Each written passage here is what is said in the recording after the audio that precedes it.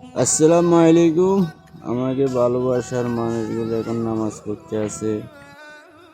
নামাজ থেকে যখন আসবে তখন তোমার সামনে শয়তান আসবে। এই শয়তানের কথা বিশ্বাস করো না, কারণ গ্যাং পাওয়ার এখন প্রতিটি এলাকায় একটা পাওয়ার দিয়ে যায়। ওই গ্যাং পাওয়ারকে বিসমিল্লাহ মুখে থাকলে ওই গ্যাং পাওয়ারের কথা বিশ্বাস করবেন না।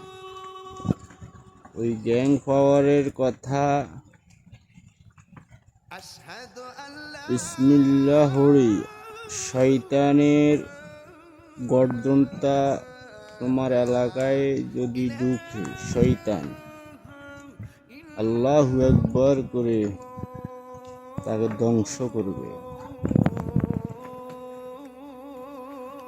কলব ইমানের অঙ্গ, ভালোবাসার টাকা দিয়ে দিলাম, কোটি কোটি টাকা তোমাদেরকে।